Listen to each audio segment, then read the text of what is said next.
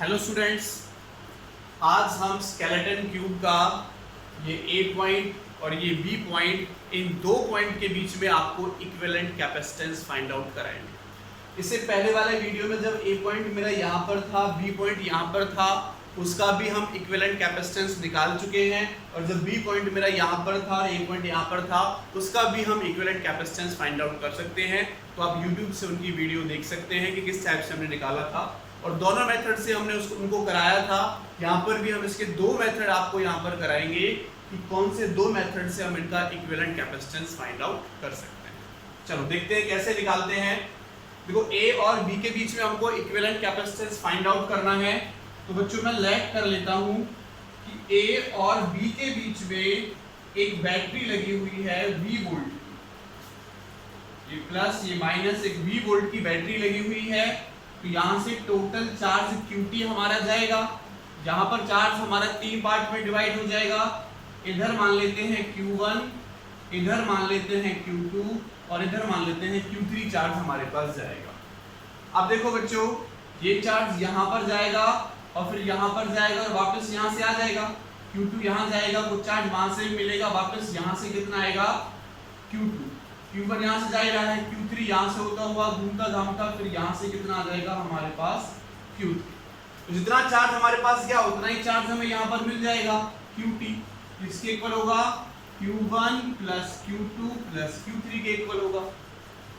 Okay, चलो late कर लेते हैं। इसका A का पोटेंशियल V हो जाएगा और B का पोटेंशियल 0 हो जाएगा। इस पॉइंट का पोटेंशियल मैं लेट कर लेता हूँ V माइनस एक्स है, ठीक है, V माइनस एक्स है। ओके, और जहां से इस पॉइंट का पोटेंशियल भी हम लेट कर लेते हैं, इसका भी लेट कर लेते हैं हम। इसका V माइनस एक्स है तो इसका भी हमारे पास हो जाएगा V माइनस एक्स, इसका हो जाएगा x और ऐसे इसका हो जाएगा x। अब बच्चे ये दो पॉइंट, इसका मान लेते हैं इसका V माइनस वाई है और इसका हो जाएगा y, ठीक है। ये हमने अपने अकॉर्डिंग कंसीडर कर लिया हमने पोटेंशियल। और अगर मैं A और B का पोटेंशियल देखता हूं, देखो यहाँ पर देखो V माइनस 0 तो पोटेंशियल डिफरेंस V ही आएगा। अगर मैं इस पॉइंट के थ्रू भी जाता हूं ऐसे, देखो V plus V minus x और प्लस V और प्लस 0 करेंगे तब भी V ही आएगा, और अगर इस पाथ के थ्रू जाता हूं तब भी V ही आएगा। तो मैं ये पॉइंट्स इस टाइप से कंसीडर करने हैं कि ऑलवेज A और B के बीच का जो पोटेंशियल है वो क्या रहता है, V ही रहे। कितना रहे, V माइनस 0 यानी V ही रहे।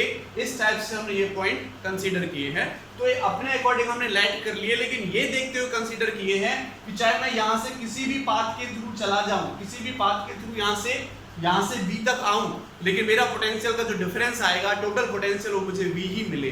चाहे मैं इस पाथ से जा रहा हूँ, चाहे मैं इस पाथ से होता हुआ जा रहा हूँ, चाहे मैं इस पाथ से होता हुआ जा रहा हूँ, चाहे मैं इस पाथ से जा रहा हूँ, किसी भी पाथ से जाऊं तो टोटल पोटेंशियल मुझे क्या मिलना चाहिए, V मिलना चाहिए। ये आप कर देख सकते हो कि हमारा V ही आएगा।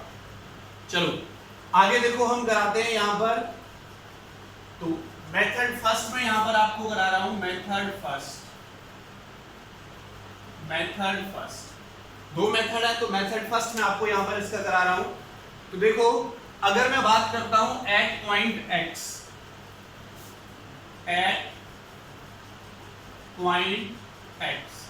X पॉइंट पर टोटल चार्ज क्या होगा, 0। Total charge at a junction क्या होता है, 0 होता है किरचॉफ्स लॉ के अकॉर्डिंग। तो इस पॉइंट पर टोटल चार्ज क्या होगा, 0। और चार्ज किसके इक्वल होता है बच्चों, C इंटू V के इक्वल होता है। चार्ज किसके इक्वल होता है, C इंटू V के इक्वल। देखो, अगर मैं इसका चार्ज निकालता हूं तो C इंटू पोटेंशियल डिफरेंस, इसका निकालता हूं C इंटू पोटेंशियल डिफरेंस, इसका निकालता हूं C into potential difference.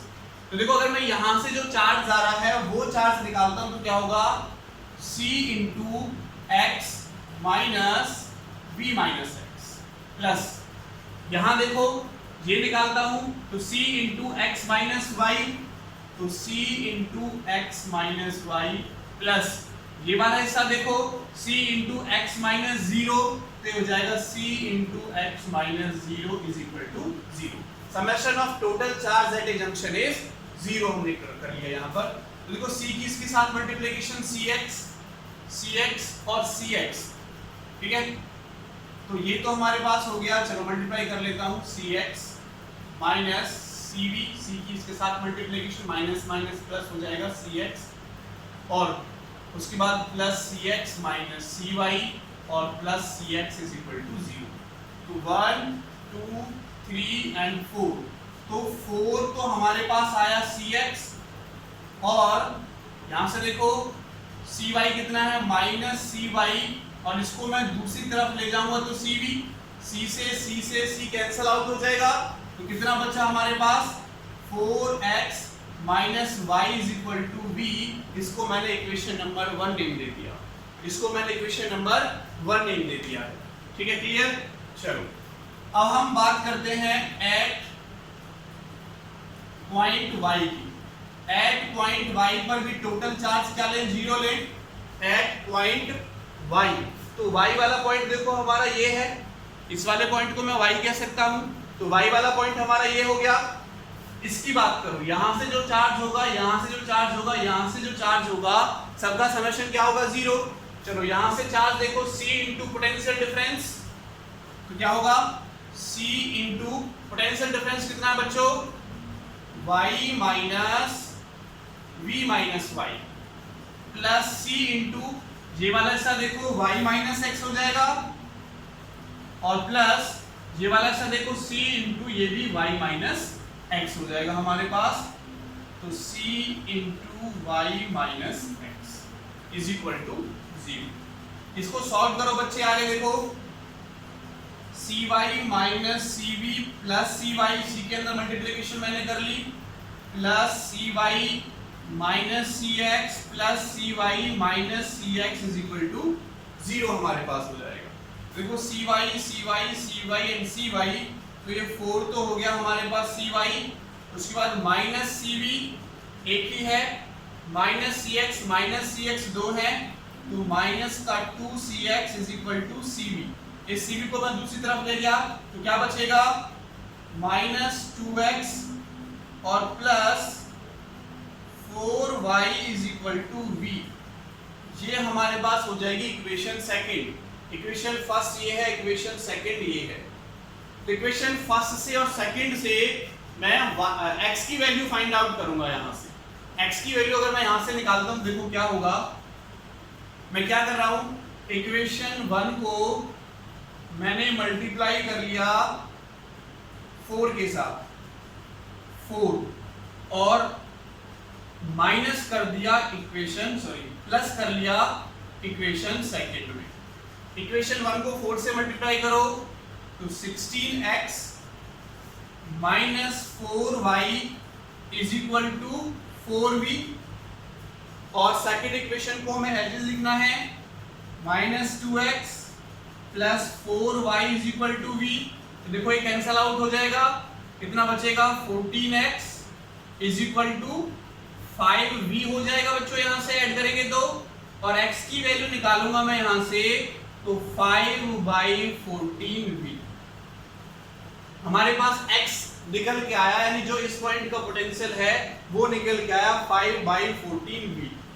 Okay, कितना आया? 5/14v। अब देखो इसको आगे कैसे करेंगे बच्चों, अब देखो इसको आगे कैसे करेंगे हम। देखो टोटल चार्ज मेरा किसके इक्वल है? टोटल चार्ज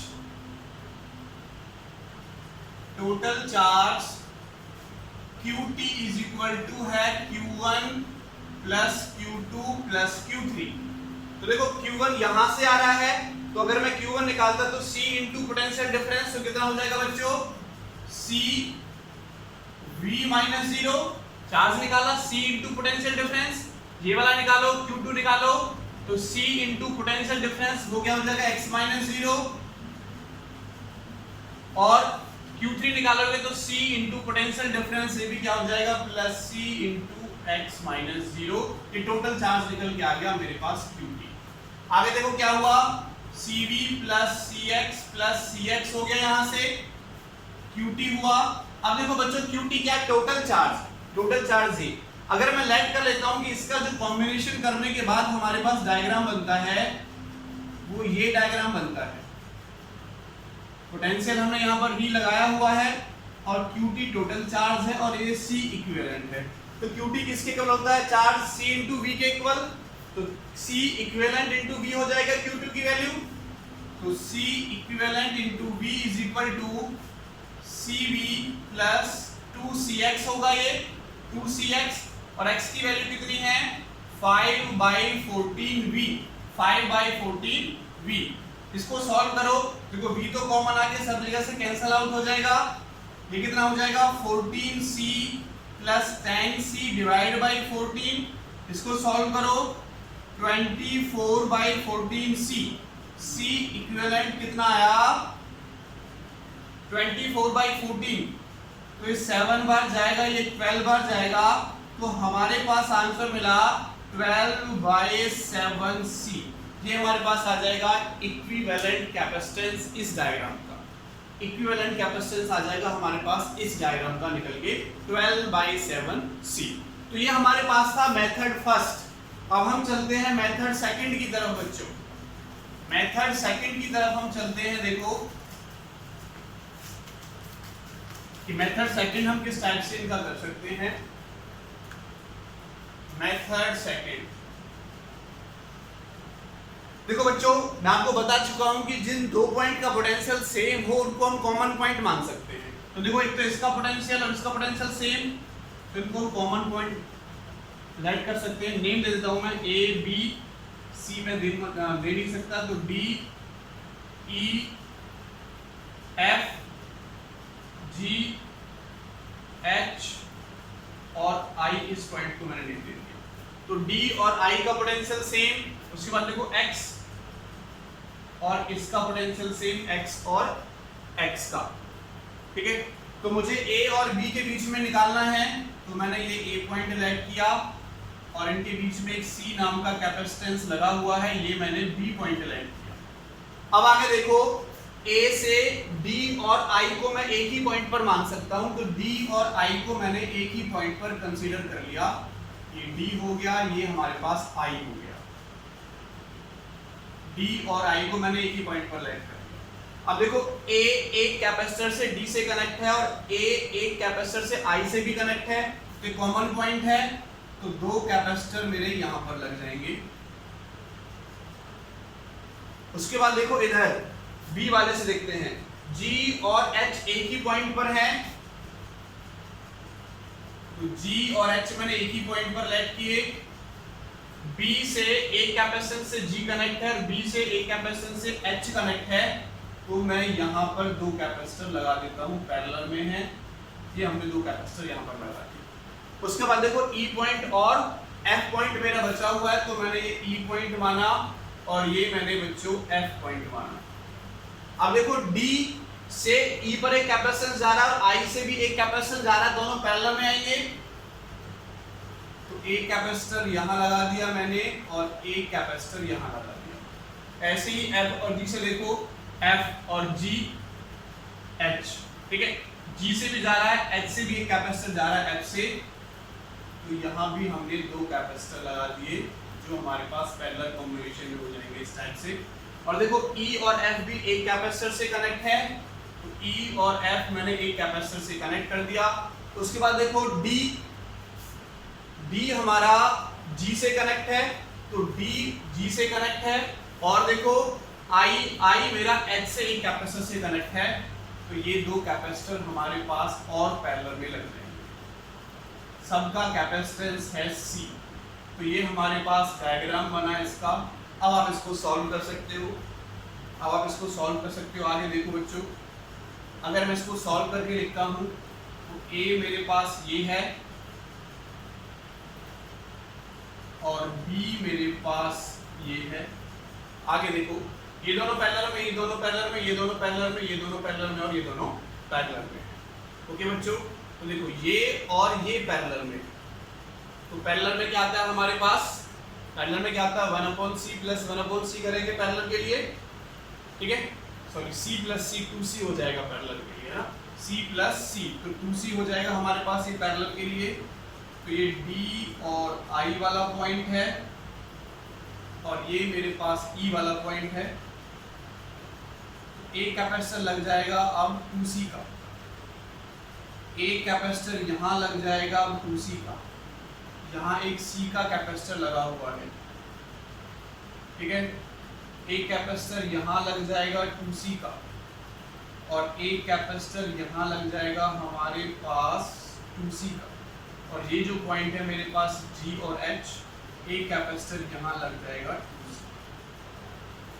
फाइनल कॉम्बिनेशन में 2C आ गया निकल के, ये C है। अब देखो ये तीनों सीरीज में है, तो सीरीज में अगर मैं इनका कॉम्बिनेशन निकालता हूं तो कितना होगा 1/C plus 1/2C plus 1/2C। Series में हम निकालेंगे तो 2C LCM, तो 2 + 1 + 1 तो 4/2C। CS निकालोगे तो C/2 इनका कॉम्बिनेशन आ गया, C/2 इसका कॉम्बिनेशन हो जाएगा। तो डायग्राम हमारा कुछ इस टाइप से बनेगा,